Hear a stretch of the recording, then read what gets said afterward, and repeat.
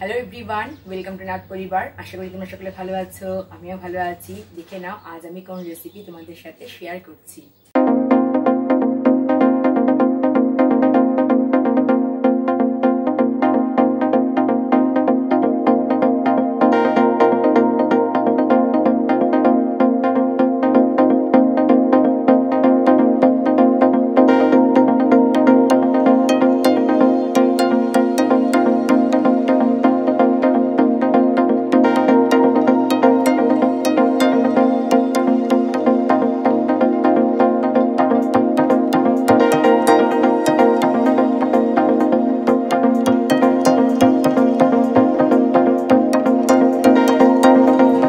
আজ আমি তোমাদের সাথে শেয়ার করছি শীতকালীন সবজি দিয়ে খিচুড়ি রেসিপি। শীতকালে একদিন কড়াইশুঁটি ফুলকপি দিয়ে খিচুড়ি খাবো না তা তো হয় না। তো একদিন যদি এরকম গরম গরম খিচুড়ি সবাই মিলে খাওয়া যায় তাহলে কিন্তু মন্দ হয় না। তাহলে তোমরা দেখে নাও কিভাবে আমি তৈরি করেছি শীতকালীন সবজি দিয়ে খিচুড়ি। প্রথমে আমি তোমাদেরকে দেখাচ্ছি খিচুড়ির জন্য আমি কি কি সবজি নিয়েছি আলু, ফুলকপি, কড়াইশুঁটি, গাজর আর বিনস, রয়েছে টমেটো আর কাঁচা লঙ্কা। আচ্ছা, এখানে একটা কথা তোমাদেরকে বলে রাখি, সেটা হলো যে আমি এই সমস্ত সবজি দিয়ে তৈরি করছি। তোমরা ইচ্ছে করলে তোমাদের পছন্দ অনুযায়ী সবজি দিয়েও কিন্তু তৈরি করতে পারো। এই খিচুড়িটা তৈরি করছি শীতকালীন সবজি দিয়ে, খেতে দারুণ লাগে গরম গরম। ভোগের খিচুড়ি কিন্তু আলাদা, আমি আজকে সেই রান্নাটা তোমাদেরকে করে দেখাচ্ছি না। আর এখানে একটা কথা বলে রাখি, সেটা হলো যে এখানে শুধুমাত্র ফুলকপিটা আমি ভাজবো, আর বাকিগুলো কিন্তু খিচুড়ির মধ্যে ডাইরেক্ট রান্না করে নেব। আর টমেটো যেটা দেখতে পাচ্ছ, এটা খানিকটা দেব কেটে আর খানিকটা দেব ঘষে। ফার্স্টে একটা কড়াইতে আমি 1 লিটার জল নিয়ে নিয়েছি। কড়াইটা কিন্তু বেশ বড়, খিচুড়ি রান্না করতে একটু বড় কড়াই বা হাঁড়ি নিয়ে নেবে। আর একটা কড়াইতে আমি দিয়ে দিচ্ছি 1/2 কাপ মুগ ডাল। ডালটা হাই ফ্লেমে 3 থেকে 4 মিনিট একটু ভেজে নেব, তবে খুব বেশি লাল করে ভাজার দরকার নেই। 3-4 মিনিট ভেজে নেওয়ার পরে দেখা যাচ্ছে আরও একটু যদি আমি রাখি গ্যাস ওভেনে তাহলে কিন্তু লাল হয়ে উঠবে। তো এই অবস্থায় আমি কি করব বলতো, একটু ধুয়ে নেব। এরই মধ্যে আমি ডাইরেক্ট দিয়ে দেব জল।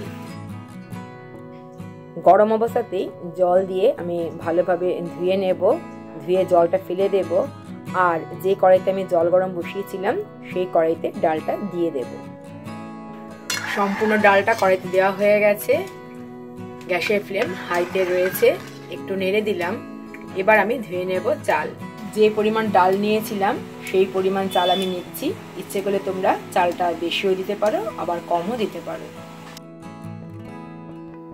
এখন আমি চালটা ধুয়ে নেব। চাল ধুয়ে দিয়ে দিচ্ছি ডালের মধ্যে। এবার দিয়ে দিচ্ছি কেটে রাখা সবজি। প্রথমে দিয়ে দিলাম আলুর টুকরো, গাজর, নেক্সট আমি দিয়ে দিচ্ছি বিনস। ইচ্ছে করলে তোমরা সবজিগুলো একটু ভেজেও দিতে পারো। এবার আমি দিয়ে দিচ্ছি কড়াইশুঁটি, দিয়ে দেব স্বাদ অনুযায়ী নুন, দিয়ে দেব পরিমাণ মতো হলুদ গুঁড়ো। এবার সবকিছু খুব ভালো করে আমি মিশিয়ে নেব। খুব ভালো করে নাড়াচাড়া করে নেবার পরে আমি এর মধ্যে দিয়ে দেব কাঁচা লঙ্কা।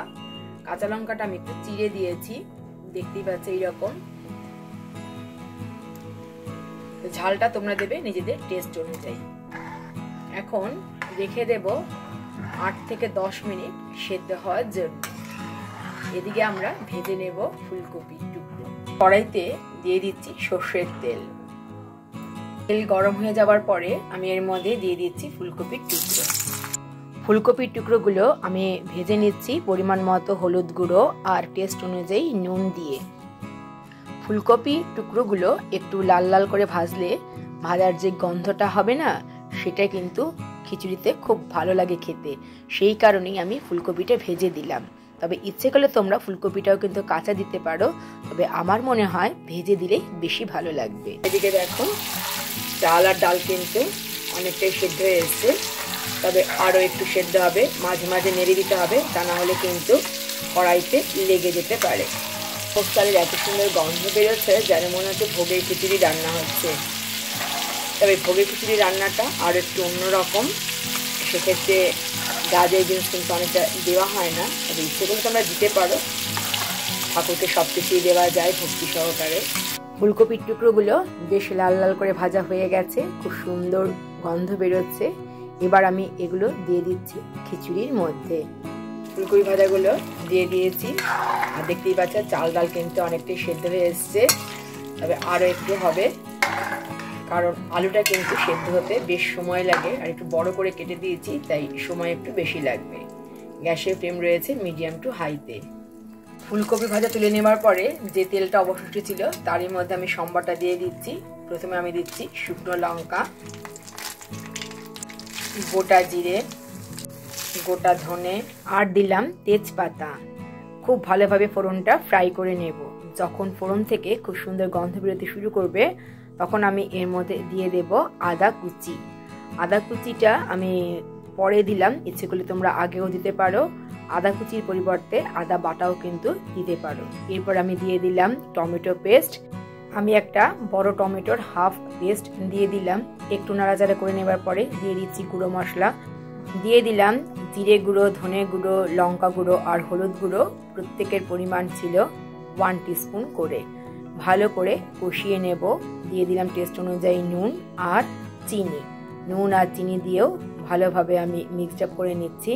3 থেকে 4 মিনিট ভালোভাবে কষিয়ে নিতে হবে। যখন মশলা থেকে তেল ছেড়ে দেবে সেই সময় আমি দিয়ে দেব খিচুড়ির মধ্যে। এবার আমি দিয়ে দিলাম হাফ টমেটো, যেটা কেটে রেখেছিলাম। আগেই আমি তোমাদেরকে বলেছিলাম যে কিছুটা টমেটো আমি দেব কেটে আর কিছুটা দেব ঘষে। এবার ফোড়নটাও ফ্রাই হয়ে গেছে, ফোড়নটাও আমি দিয়ে দিলাম খিচুড়ির মধ্যে। খুব ভালো করে মিক্সড আপ করে নেব।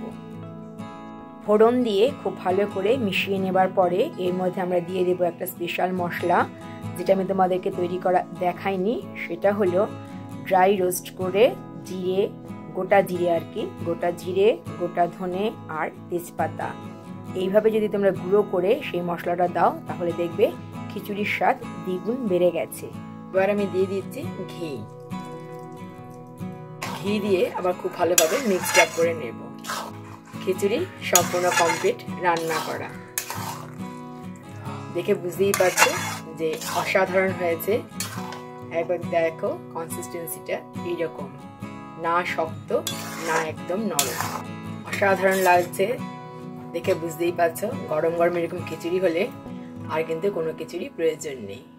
দেখো এইরকম হয়েছে। আমি এবার তোমাদেরকে সার্ভ করে দেখাচ্ছি। আমি এর মধ্যে নারকেল কোড়া কিংবা নারকেল কুচনো দিইনি, ইচ্ছে করলে তোমরা সেটাও দিতে পারো, তাহলেও খেতে ভালো লাগবে। একটা থালার মধ্যে আমি সার্ভ করে দিয়েছি খিচুড়ি।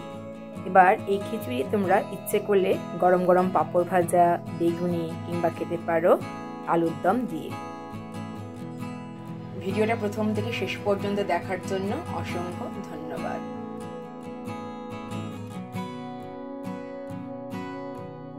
আশা করি আজকের ভিডিওটা সকলেরই ভালো লেগেছে। তাহলে আজ এই পর্যন্তই, দেখা হবে তোমাদের সাথে আবার নেক্সট ভিডিওতে। ততক্ষণ পর্যন্ত তোমরা সকলে ভালো থেকো। টাটা।